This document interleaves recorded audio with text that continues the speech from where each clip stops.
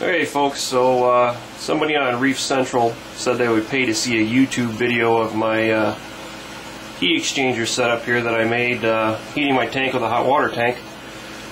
So I'll just run you through my filter setup real quick. I'm going to do this in one take because I don't have a lot of time for video editing, so this is for informational purposes and not necessarily for video show. This is my giant protein skimmer I built. This is the first stage of my filter system.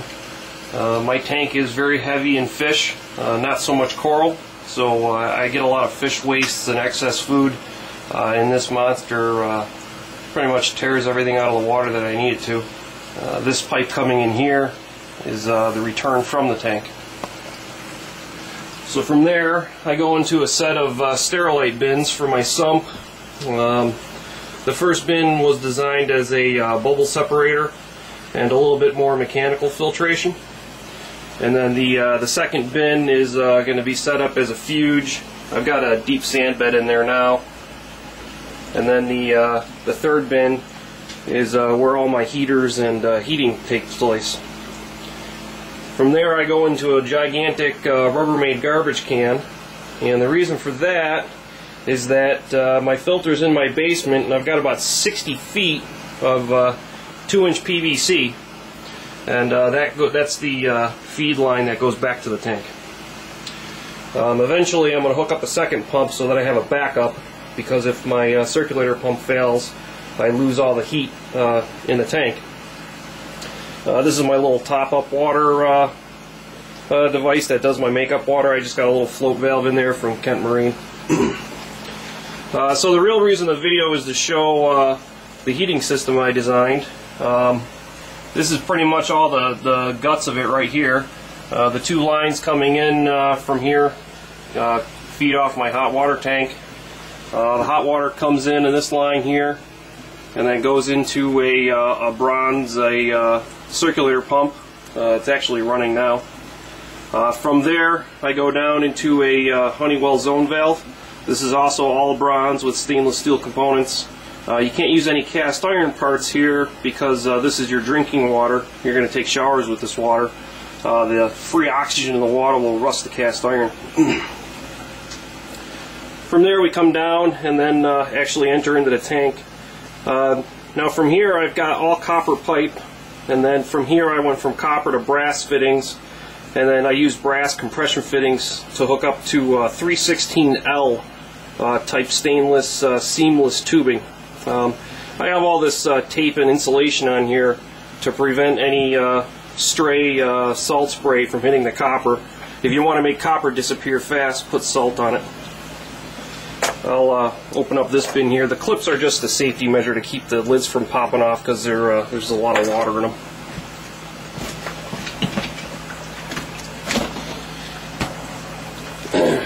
So inside this bin, this is where all my heaters are. Typically I use between 600 and 900 watts of electricity to heat the tank because it's so cold in the basement. To replace that, I used about 6 feet of 3/8 thin wall stainless steel tubing, and like I said, the hot water comes down here, goes into the water, makes a loop, and then comes back out, and then this will return to the hot water tank. To control it, I've got a lot of questions through some private messages and other means asking on how to control this thing. So basically I just have some wires coming here from my controller to the pump and the zone valve, and then I also have this coming from the controller to power the heaters, and those run up to my controller on the shelf. So I've got the controller box opened up so you can kind of see what's going on in here. I'm going to be careful with my fingers because it is on. So my main power feed comes in the bottom. If you can see in the back, I've got some fuses. I have a 10 amp fuse that powers the heaters and the pump, and then I've got a smaller 1 amp fuse that feeds over to this little power supply. My controller is a 24 volt industrial controller. They make some that run on AC, so you might not need that power supply. In my case I did. And then from there, this is the actual controller up here. This is a standard Omega industrial controller. The manuals can kind of direct you on how to wire that. Down here, this black box down here is just a standard mechanical single pole double throw relay. Okay, it's a 24 volt coil. You know, it can handle 20 amps at 120 volts, so that's what's actually going to carry the load for the heaters and the pumps. So the power comes in, goes through the fuse, comes at a common contact of the relay, and then the normally closed contact of the relay then just gets wired out to the other cord, and this one goes to the heaters. So if the power supply fails, or the controller fails, or the controller alarms, this relay will go to its normally closed state and then just turn back on the standard aquatic electric heaters so that the fish won't freeze. I don't have chilling issues with my tank. I have to heat it all the time. So having heat all the time is critical. So safety is a paramount here. So that's the safety aspect of it. The actual drive comes off the controller into this white box in the center. That's a solid state relay. And that takes a 10 to 24 volt signal in, and then on the bottom is a output from the mechanical relay, and then feeds the line power, and then output this goes to the pump.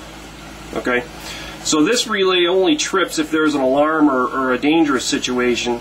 The solid state relay is the relay that actually turns on and off to control the temperature of the system.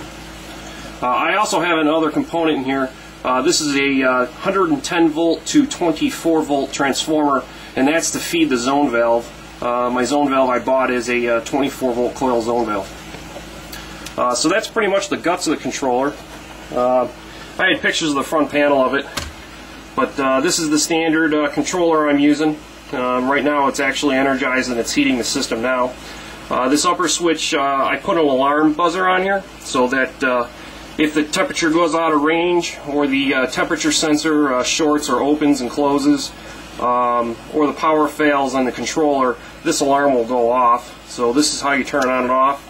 And then if I want to manually switch back to electric heat, I just flip this switch, and that will kill the power to that mechanical relay and switch us back over to electric heat. That's about it for the entire system. I used an RTD in my return line here. This is the actual RTD rather than a thermocouple.